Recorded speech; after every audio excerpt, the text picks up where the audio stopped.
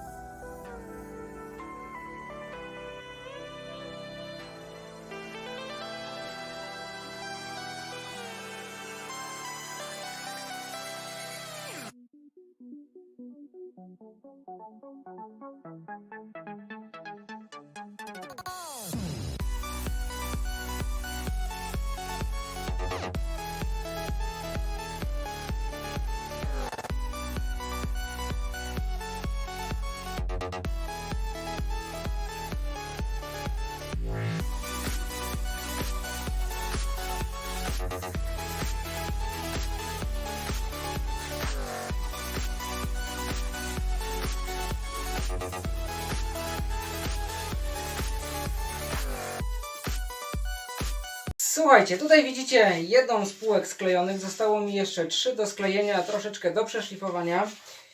Nogi się kleją, blat tutaj leży, też się klei. I w dzisiejszym odcinku, słuchajcie, nie zobaczycie efektu końcowego. Przepraszam, ale tutaj niespodzianka. W piątek o godzinie 18 live, na którym będę kończył właśnie tą szafeczkę, regał na warzywa, owoce. I ja w międzyczasie jeszcze sobie zrobię jedną ze skrzynek do tego to właśnie mojego organizera. Resztę zrobię już na live w piątek o godzinie 18. Słuchajcie, ten live będzie transmitowany jednocześnie na kanale CCZ Czas Coś Zrobić oraz na grupie Graphite, fanów marki Graphite.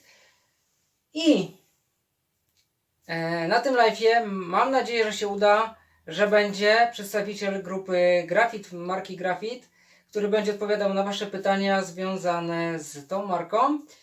I jeszcze jedna ważna rzecz. Słuchajcie, będzie można coś wygrać, będzie mały konkurs na zakończenie live'a, więc myślę, że warto wpaść w piątek o godzinie 18, zobaczyć co to będzie za nagroda i jak będzie wyglądał ten mój regał na warzywa. I słuchajcie, co ważne, na tym live'ie będzie jedno pytanie konkursowe. Dotyczyć będzie jednego z urządzeń, jakie wykorzystywałem podczas tego odcinka. Jest to urządzenie oczywiście marki Graphite. No ale zobaczycie to w piątek, więc ja zabieram się dalej do pracy, a wy efekt końcowy zobaczycie już w piątek. Więc do zobaczyska w piątek. Cześć, hej!